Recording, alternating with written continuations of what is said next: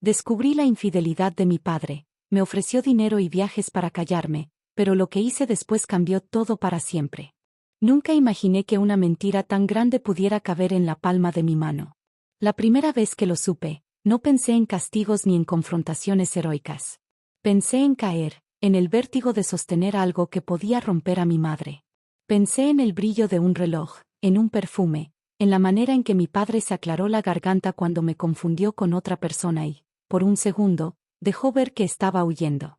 Me llamo Ana, para mantener la historia simple, ese será mi nombre, y hasta hace unos meses mi vida tenía una línea que yo creía recta: escuela, trabajo, fines de semana en familia. Mi papá, José, era esa figura imponente que manda pero que a la vez sabe limpiar la derrota con un gesto de orgullo. Mi madre, Marta, trabajadora, cariñosa y con esa capacidad aristocrática de perdonar lo que ninguno de los dos merecía. Creíamos en reglas tácitas, honestidad a medias, silencios pactados, regalos para suavizar rendijas. Yo creía que eso era normal. Hasta que lo vi. Fue un martes. El calor pesaba como una manta húmeda, y yo había ido a la casa de mis padres para recoger unos documentos que necesitaba para el trabajo. Abrí la puerta de la oficina de mi padre sin llamar. Él miró hacia arriba, sus ojos se cortaron, un destello que aún puedo sentir, y en el umbral estaba ella. No era lo que imaginé. No era una amante cliché de película, ni una extravagante desconocida con rímel corrido. Era Clara. Era la contadora de la compañía donde él invirtió el año pasado. Era alguien cuya risa había escuchado en cenas y cuya firma había visto en cheques anchos, siempre en el lado correcto de la mesa. No hubo gritos. No hubo estruendo. Solo ese silencio espeso que cae cuando el mundo advierte una fractura. Los dos me miraron, y en la mirada de mi padre vi dos cosas: sorpresa, porque no pensó que habría alguien en su despacho, y una especie de reconocimiento que provenía del miedo a ser descubierto. Clara me acarició con la mirada, como quien mira a alguien que ha encontrado un atajo para el problema. Él se levantó despacio, con la misma calma que alguien corregiría un vaso mal puesto en una cena elegante. «Hola, Ana», dijo mi padre. «No esperaba verte ahora». Sonó pequeño. Fue esa voz: intenta ser normal, intenta no temblar. Salí sin decir nada. Cerré la puerta detrás de mí con la determinación de quien ha visto algo que está prohibido tocar y, sin embargo, ya lo tocó. Lo que vino después fue una oferta envuelta en seda. Al día siguiente mi padre me llamó, con ese timbre que usa para hablar de negocios grandes, esa mezcla entre cordialidad y control, y me propuso algo extraño. «Podemos hablar», dijo. «Quiero explicarte algunas cosas». Lo encontré en el patio trasero con una caja de relojes que había traído de su viaje a Miami. Los relojes siempre fueron su lenguaje, regalos que no pedían afecto, sino validación. Yo ya no pedía nada, solo quería respuestas. Se sentó, me miró y, con la honestidad de quien calcula el riesgo, sacó un sobre grueso. «Querida», dijo bajando la voz, «no quiero que esto arruine a la familia». Me ofreció dinero para callar. Me ofreció viajes para que me fuera con él, para distraerme. Me ofreció regalos para seguir alimentando la normalidad que él quería mantener. Así comenzó la coacción dulce. No fue violencia física. Fue la lógica del poder financiero que se transforma en cercanía. Me dijo: «Lo hago por ti, por todos. Piensa en mamá. Piensa en lo que tenemos». Cada frase era un KPI de retención familiar, apelo a afectos, amenaza implícita, y un pago en efectivo. Si yo aceptaba, la operación se quedaba controlada, envuelta. Si no aceptaba, todo podía explotar y la factura sería para mi madre. Empecé a medir mis días en silencios. Caminaba por la casa evitando la cocina, donde los acordes de la vida familiar se explicaban en olores: ajo, café, pan tostado. Evitaba mirar a mi madre a los ojos. Tenía miedo de que la transparencia de su mirada me obligara a vomitar la verdad. Al mismo tiempo, recibía correos con fotos de viajes a Hawái, con tarjetas de crédito brillando como promesas, y paquetes que llegaban con notas que decían: «Para Ana, cariño, papá». Todos eran pequeñas amenazas envueltas como generosidad. Me sentía como quien administra un producto defectuoso. El precio de la retención era mi integridad. Hubo noches en las que fantaseé con salir y no volver. Imaginé un escenario hollywoodense en el que revelo todo en la mesa del almuerzo y la verdad, limpia y luminosa, reordena las piezas. Pero la realidad es menos romántica. La verdad tiene aristas que cortan carne y hueso. Además, había algo que me atormentaba. Mi relación con mi padre era más compleja que la acción de denunciarlo. Lo amaba en forma tan enredada que la idea de verlo caer me partía el pecho. Introduje en mi vida a dos aliados discretos: Laura, mi amiga de la universidad, y Martín, un primo lejano que trabaja como periodista freelance. Necesitaba toques externos, un verificador de hechos, un espejo imparcial, y ellos se convirtieron en mis válvulas de escape. Con Laura lloré en cafés, con Martín inventamos escenarios y reputaciones ajenas. Ambos me ayudaron a construir un plan que no fuera simplemente emocional: recabar pruebas, documentar fechas, fotos, correos electrónicos, transformar el rumor en evidencia. El primer golpe a mi alma fue un documento, una transferencia en la que mi padre envió una cifra considerable a una cuenta vinculada a Clara. La fecha coincidía con varios fines de semana en los que él tenía reuniones. Las cuentas no cuadraban. Con cada registro que surgía, la red se hacía más tupida. Un mensaje de texto a las 5 de la mañana, un recibo de hotel con una dirección que yo conocía. Empecé a ver a mi padre como una suma de decisiones contradichas, un hombre que, frente a mí, podía sonreír con la misma boca con la que hacía tratos por la noche. En una cena familiar, decidí tantear el terreno. Pregunté casualmente por un viaje que mi padre había dicho haber hecho por trabajo. Él respondió con una sonrisa que trató de ser transparente pero que, en realidad, escondía demasiadas esquinas. Mi madre rió, sin malicia, y dijo: «¿Qué suerte tiene tu padre, siempre tan ocupado?». El ruido de los cubiertos me pareció ácido. En ese momento supe que la verdad no era algo que explotara en 1000 pedazos, era más bien un cataclismo lento. Hubo un segundo pico, uno de esos momentos en que cada detalle se acumula para cambiar el curso, cuando Clara, por error o por valentía, envió un mensaje a mi grupo de trabajo en vez de a mi padre. El mensaje tenía una foto, él, en una habitación que yo conocía, con una camiseta que mi padre solo usaba en casa. El remitente se disculpó, y después borró la conversación. Pero ya había pasado por mis ojos. A partir de ahí nada fue libre. Una noche, sentada en el balcón, escuché pasos. Era mi padre, con 2 maletas y una decisión que no podía disimular. Me senté junto a él. El olor del tabaco le seguía en la ropa. Hablamos como 2 personas que negocian un contrato porque ese es el único idioma que él maneja. «Si haces esto», me dijo, «si lo dices, no será solo mi reputación. Será tu madre la que sufra». Lo dijo con un dolor calculado, como quien presenta una casilla de riesgo en una presentación de PowerPoint. No había lágrimas, pero había números. «Piensa en tu trabajo. En las posibilidades. Puedo ayudarte». Era la promesa: «Si guardas mi secreto, ganarás». En mi cabeza cada opción se convertía en una ecuación moral: delatar y romper, o aceptar y sobrevivir. Si denunciaba, mi madre lo perdería todo: su fe, su estabilidad, quizás hasta su salud. Si callaba, mi alma se iba a corroer en silencio, alimentando una complicidad que sería mi condena perpetua. Me sentía responsable de curar una herida que no era mía, y al mismo tiempo cómplice de su infección. Comencé a mapear a los involucrados. Clara apareció más en mi radar: su vida profesional, su pasado, una joven con deudas, con ambición, con un hijo pequeño que nadie conocía en la familia. Fue en ese punto donde la historia dejó de ser solamente sobre mi padre y se convirtió en un nudo de vidas cruzadas.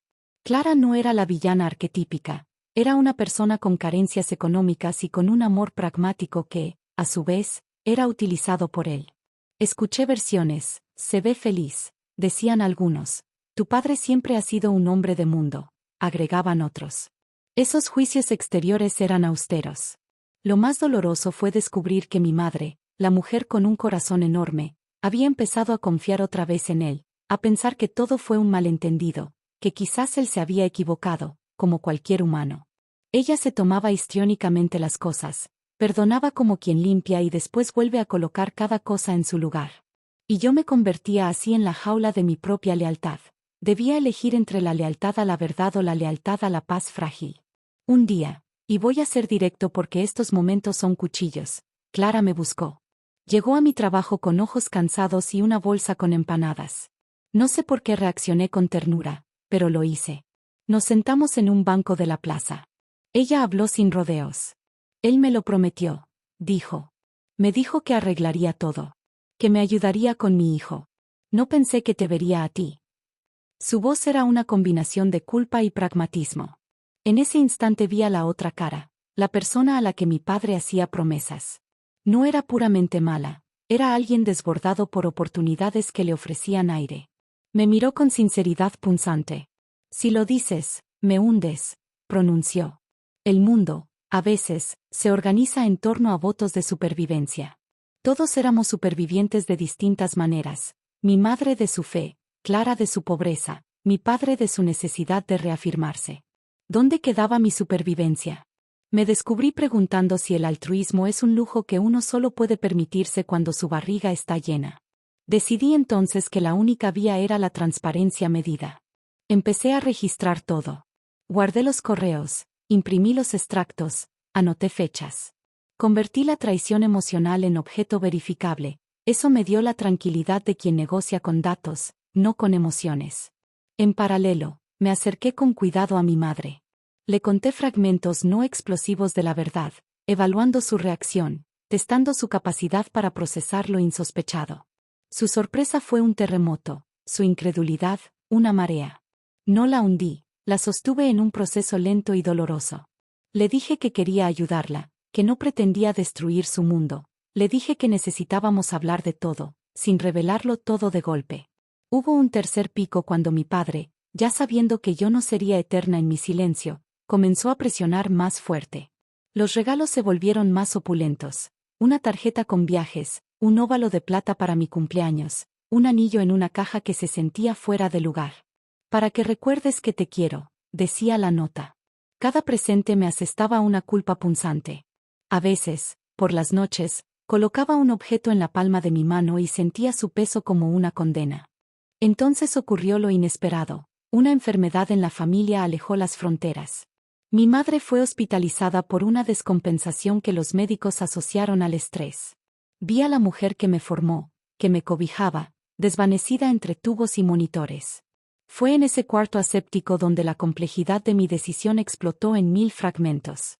¿Qué era más insufrible, la humillación de la traición o la posibilidad de que mi madre no sobreviviera a la caída? La respuesta no llegó limpia. Llegó mezclada con ansiedad, con noches sin dormir y con una tesitura de culpa que no cesaba. Mientras tanto, Martín, mi primo periodista, me sugirió una alternativa que combinaba verdad y protección: exponerlo en una nota que priorizara la historia humana, con el cuidado de proteger a mi madre. Yo dudé, ¿puede el periodismo actuar como bálsamo?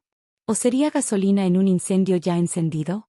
La idea consistía en hacer pública la red de engaños, pero con una narrativa que mostrara las múltiples caras: el arrepentimiento, la dependencia, la coerción.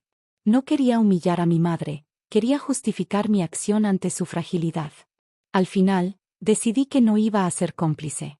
No por heroísmo, sino por supervivencia interna. La decisión no fue una explosión, fue un proceso de fractura lenta. Una madrugada, con la casa en silencio y la información organizada en carpetas, le pedí a mi madre que me escuchara. Le di la verdad en tramos medidos, sin fotos en la mano, sin el impacto de lo visual, solo con el peso de las fechas. Ella reaccionó con una serenidad que no esperaba. Lloró con la rudeza de quien comprende que su mundo se detonó. En el hospital, con los monitores marcando la vida, nos miramos y sentimos que algo moría y algo nacía a la vez. Conté la historia a Martín, quien la transformó en una pieza que cuidó cada ángulo humano. Clara, al enterarse de que su historia saldría a la luz, tuvo una reacción ambivalente. Por primera vez pidió hablar conmigo y, por primera vez, le creí. Ella dijo, si había que decirlo, mejor que sea la verdad y que nos dejemos de actuar. No fue redención, pero fue una frontera menos afilada. La publicación no fue espectáculo, fue una crónica medida que trató de explicar el entramado: un hombre con poder emocional y económico que tejía promesas, una mujer que creyó en esas promesas por necesidad, una hija en el medio que decide romper el silencio por su propia salud. El resultado fue un terremoto de consecuencias previsibles: la reputación de mi padre resquebrajada, la compasión de algunos, la condena de otros. Mi madre se enfrentó a la vergüenza pública y, a la vez, a una liberación lenta. Nos tiramos de la cama de costumbre para entrar en un día nuevo y desconocido. La publicación apareció un jueves a las 9 de la mañana. Lo recuerdo porque ese día sonó el teléfono como si la propia casa tuviera ritmo de tambor. Las llamadas no paraban. Martín me envió un mensaje corto: ya salió. Estoy aquí. Sentí un latido frío, como si alguien hubiera abierto una puerta dentro de mi pecho y empezara a soplar viento. No me atreví a leer la nota en la web en ese primer instante. Me quedé con la pantalla de bloqueo, con la cara de mi madre en reposo en mi memoria y el rumor del monitor todavía pegado a mi piel. Cuando abrí el artículo, la crónica era más humana de lo que temía. Martín había incluido entrevistas, contexto y, con una mano precisa, había evitado el sensacionalismo barato. Incluía extractos que mostraban a un hombre desigual, a una mujer obligada a creer en promesas y a una hija que tomó la decisión por su propia salud mental. Aún así, la página acumuló comentarios. El teclado público es un tribunal feroz. Había apoyo, sí, pero también insultos duros. Pases forjadas por desconocidos que opinaban sin saber nombres, sin saber noches. La primera llamada que recibí después de la publicación fue de Clara. Su voz al principio estuvo en el filo, ronca, sin embargo clara. Vi la nota, dijo. Gracias por no exponer a mi hijo. Su gratitud fue un señuelo y, al mismo tiempo, un recordatorio de que en esa historia había vidas que no pedían el precio de la verdad. Le dije que lo sentía. No era suficiente. En los días siguientes aparecieron dos efectos colaterales rápidos. El primero fueron los mensajes de gente que no había hablado con nosotros en años. Los saludos eran intermitentes, mensajes con corazones y otros con cuchillos. El segundo fue el efecto profesional. La empresa en la que trabajaba mi padre sufrió una caída en su reputación. Clientes llamaron, inversores preguntaron, la junta directiva se reunió. Yo miraba el noticiero, viendo la cara de mi padre en pantalla como quien asiste a la filmación de su propia tragedia. No pude evitar recordar cómo de chica me gustaba sentarme al lado de él cuando veía las noticias, como su voz siempre encontraba un tono patriarcal que ahora sonaba hueco. Un día, mi jefe me llamó al despacho. Creía que la avalancha de prensa me afectaría profesionalmente. Habló con cuidado, midiendo palabras. Ana, aquí lo importante es tu bienestar. Si necesitas tiempo. No acepté la protección paternalista. Quería trabajar para no convertirme en un personaje público de la nada.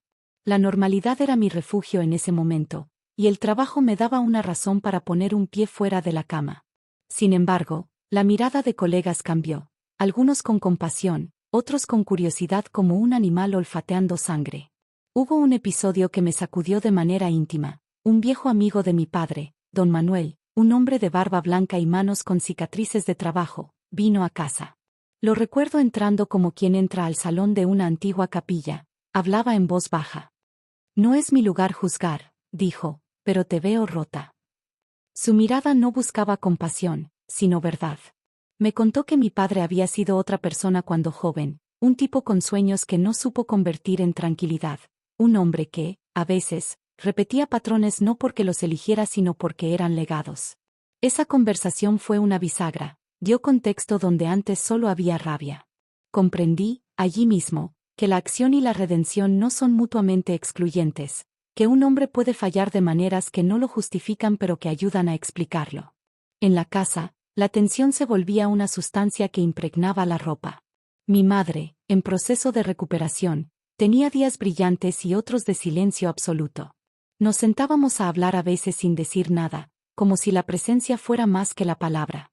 En esos momentos la miraba y veía capas, la joven que me enseñó a leer, la madre que me dio consejos para sobrevivir a rupturas amorosas, la mujer que ahora debía decidir si seguir a mi lado o separarse. Ella no me pidió aventuras ni dramatismos, me pedía honestidad y compañía. Surgió un problema práctico, el abogado. Decidimos contratar a una profesional con experiencia en casos de difamación y en el manejo de reputación corporativa. Se llamaba Laura Moreno, no confundir con mi amiga Laura. Era metódica y clara, con una presencia que recordaba a una relojera que arregla engranajes finos. Nos explicó las consecuencias legales de la publicación, las posibilidades de contrademanda, y los límites entre publicar la verdad y exponerse a un juicio por daño moral. La verdad es poderosa, pero no es un escudo absoluto, nos dijo. Su honestidad fue útil, trazó rutas, diseñó blindajes y, sobre todo, ofreció un plan. Mientras tanto, la figura de Clara se agrandaba en mi mente. Empecé a visitarla en un parque donde solía llevar a su hijo. La vi jugar con una pelota que se apoyaba en sus piernas como si fuera la más importante de las obligaciones. Hablamos más de una vez y, en cada conversación, fue descubriéndose como alguien atrapada. Me contó que mi padre le había prometido arreglar su vida, pagar estudios, y, sobre todo, darle estabilidad. Es difícil explicar cómo algo que te ayuda a respirar a veces también te envenena, me dijo. Aquella frase me quedó grabada. En sus ojos ya no había la dureza del principio, sino el cansancio y la urgencia de quien quiere ofrecer una vida mejor a su hijo. En una noche cargada de lluvia, esa lluvia que suena distinto en las ciudades, como un zumbido que limpia o que tarda en hacerlo, recibí la visita de mi amigo Martín. Trajo una carpeta con más de lo que ya teníamos: facturas, movimientos bancarios y un testimonio grabado que alguien había entregado a la redacción. Era una voz anónima que hablaba de transacciones y favores, de cenas y habitaciones de hotel. No podemos publicar sin verificar, dijo Martín, pero agregó, esto explica, al menos, la mecánica. Su ética periodística chocaba con mi urgencia.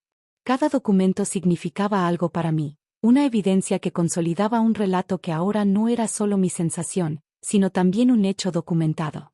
En ese tramo ocurrió un flashback que me dejó sin aliento. Volví a mis 9 años, a una tarde de verano en la que mi padre me enseñó a montar bicicleta. Me agarraba de las costillas del cuadro con ambas manos, me decía que no soltara el manillar. La vida es eso, Ana, me dijo, mantener el pulso y no mirar atrás.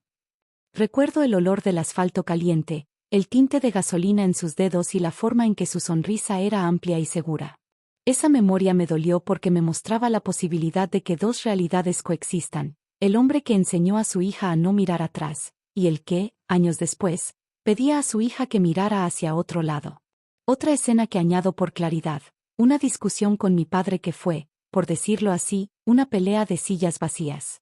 Nos sentamos frente a frente en el comedor y yo le pregunté con calma, midiendo cada palabra como si fuera un cristal frágil. ¿Por qué lo hiciste?, fue mi primera pregunta. Él tuvo la mirada que había visto antes, una mezcla de culpa y justificación.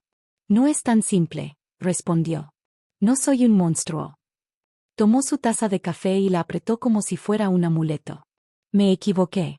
La situación me superó.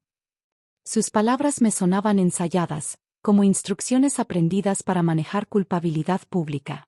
Le dije que la verdad no era un sermón para él, sino un deber hacia mi madre.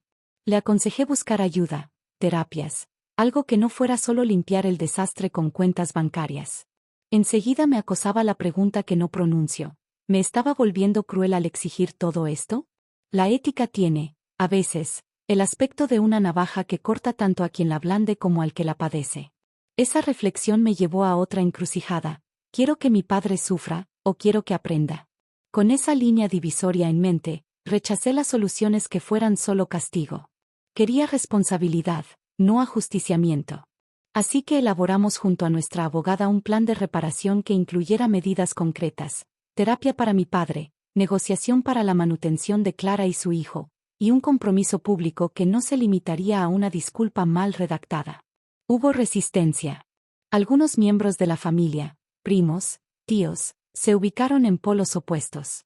Unos apoyaban la postura de limpiar la reputación a toda costa, otros, en silencio, creían en mi derecho a exigir coherencia. Las cenas familiares se volvieron una partida de ajedrez donde las piezas eran palabras que ya no servían para el juego de antes. Cada encuentro me dejaba exhausta. Sin embargo, también encontré aliados inesperados, amigas de la juventud de mi madre que escribieron cartas hermosas sobre el valor de la honestidad. Sus palabras nos traían consuelo. Fue sorprendente cómo la solidaridad se manifestaba a través de cartas simples, con tinta corrida y promesas de estar presentes. En lo económico, la situación no fue baladí. La empresa de mi padre vio disminuir contratos y sus socios presionaron por transparencia. Hubo reuniones tensas en las que hombres de corbata hablaban de cifras y proyecciones como objetos abstractos, sin pensar en los efectos humanos que dejaban detrás. Necesitamos un plan de contingencia, repetían como mantra. Fue en ese ambiente donde entendí cómo funciona el poder: Los hombres que mandan arreglan las piezas sin considerar la casa que se mueve. Me di cuenta de que la responsabilidad pública tenía que ver con mecanismos, no solo con deseos personales. Por eso opté por colaborar en la medida de lo prudente, dar fe de los hechos cuando fue necesario, permitir que las investigaciones internas siguieran su curso, y mantener la dignidad de los afectados. El cuarto pico emocional llegó cuando, en una entrevista en radio, mi padre habló públicamente por primera vez. Lo escuché con el corazón apretado. Su voz sonó demasiado controlada, sus palabras, calculadas. Dijo que estaba arrepentido, que pedía disculpas y que asumiría consecuencias. Hubo un silencio público posterior, esa clase de silencio que pesa en la boca de los periodistas, preguntas que no pueden ser respondidas con elegancia. Su rostro en la pantalla no me conmovió, vi cansancio y también cierta frialdad. Después de esa entrevista, recibí amenazas anónimas y mensajes de odio. Algunas personas me acusaban de destruir a una familia, otras me decían que era valiente. La red social, ese tribunal sin juez, ya me había sentenciado y absuelto varias veces. En uno de esos días, caminé hasta la playa, algo que hago cuando necesito que algo grande me ponga en perspectiva. La arena estaba fría y la brisa traía olor a sal. Senté las manos sobre las rodillas y me pregunté qué significaría la vida dentro de 5 años. Imaginé un futuro en el que mi madre hubiera encontrado una nueva serenidad, en el que mi padre hubiera transformado su vida. Y pensé también en Clara y en su hijo, en la posibilidad de que esa familia pudiera resolver sus deudas emocionales. Fue un momento de extraña calma, el mar no tiene prisa por juzgar, solo recibe. Con el tiempo, llegaron pequeñas reparaciones. Mi padre empezó terapia, aceptó, aunque al principio lo hizo más por la presión que por convicción.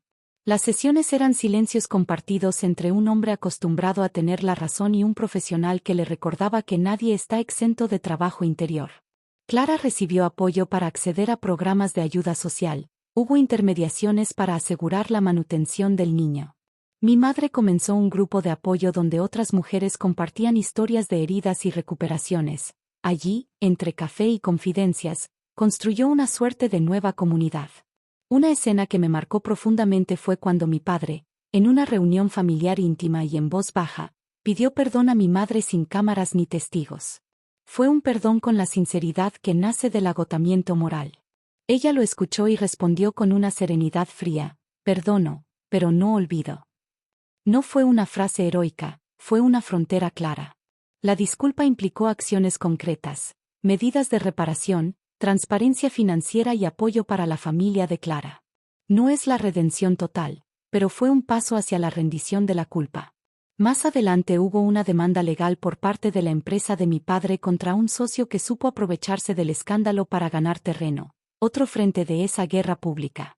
Aprendí que las batallas no terminan en la moral, sino que se extienden al terreno práctico, al registro de la contabilidad, a los contratos. Todo aquello que había sido solo una herida íntima se convirtió en un caso que tocaba a terceros, que involucraba abogados y auditores. Esa realidad me enseñó que la verdad no solo hería el ego, reconfiguraba sistemas. En lo personal, tuve que hacer un tratamiento para lidiar con la ansiedad que me dejó esa experiencia, no por moda, sino por necesidad. Había noches en las que despertaba con el corazón acelerado y la sensación de que alguien abría la puerta de mi cuarto. La terapia me ayudó a verbalizar miedos que no sabía que tenía, el miedo a no ser creíble, el miedo a perder a mi madre, el miedo a convertirme en un instrumento de venganza. Aprendí a poner límites, a pedir ayuda y a aceptar que mi vulnerabilidad no era sinónimo de debilidad. Cerré filas con personas que eligieron permanecer y renuncié a quienes no pudieron enfrentar el proceso. Eso significó llamadas no contestadas, fiestas sin invitación y momentos de soledad que antes no existían. Me di permiso para llorar en el coche y para reír en la cocina, para hacer cosas aparentemente banales que me devolvían a la vida, cocinar un estofado, regar las plantas, devolver un libro a la biblioteca. La cotidianidad, tan despreciada a veces, fue el pegamento que me permitió no desmoronarme. En los meses posteriores, vi cómo algunos enemigos se transformaron en interlocutores. La prensa, esa maquinaria implacable, comenzó a etiquetar la historia de otra forma, no solo la noticia sensacional, sino un caso que hablaba de la fragilidad humana y de la necesidad de estructura. Hubo columnas que reflexionaron sobre el poder económico y la vulnerabilidad de quienes se benefician de él. Ese cambio me hizo sentir menos sola. No porque la opinión pública hubiera volteado completamente, aún había voces condenatorias, sino porque la conversación se amplió. Ya no se trataba solo de culpar sino de pensar en soluciones. Y llegó el momento de la reconciliación tentativa, la que no borra, sino que compone, una pequeña reunión familiar para mi cumpleaños. No era una fiesta ostentosa, era una cena con las luces bajas y una tarta sencilla. Mi padre entró con cautela, una caja entre las manos. No fue un gesto ostentoso, fue la forma en que un hombre aprendió a pedir permiso para volver. Nos sentamos, hablamos de cosas cotidianas y, al final, mi madre propuso un brindis. Se habló del futuro con la cautela de quien reconstruye un edificio con bases nuevas. No todo estaba arreglado, de hecho, pocas cosas lo estaban. Pero había una levedad nueva, hablamos sin empujar. La lección final que quiero subrayar en esta continuación es que las decisiones morales no son meteoritos que caen y cambian la faz del mundo de golpe. Son procesos largos, con retrocesos y avances, con personas que se equivocan y otras que intentan sostenerse. Tomé la decisión de hablar no por heroísmo sino por salud mental, y aprendí que la honestidad requiere acompañamiento, familias, abogados, terapeutas y, sí, la prensa a veces, para que el golpe no destruya a los más frágiles. Hoy la casa tiene otra tonalidad. Hay días en que la risa se asoma con naturalidad, otros en que el silencio pesa. Mi madre ha aprendido a decir no sin veneno. Mi padre asiste a terapia y trabaja en un plan de reparación. Clara, con menos pompa y más necesidad, recibe apoyo para su hijo y está intentando estudiar de nuevo. Y yo, que una vez pensé que la valentía era un acto heroico aislado, descubrí que la valentía es más bien una costumbre. Levantarte cada mañana y elegir, otra vez, vivir con coherencia. Si tuviera que dar una última imagen sería esta, una mesa extensa donde las tazas no siempre combinan, pero donde hay espacio para que cada quien tome su porción. No es la mesa de un cuento perfecto, es la mesa de una familia trabajada por la verdad, con las marcas a la vista y con la intención de no volver a mentir entre nosotros. Si te gustó esta historia dame un like, suscríbete, comparte y comenta. Gracias por tu atención.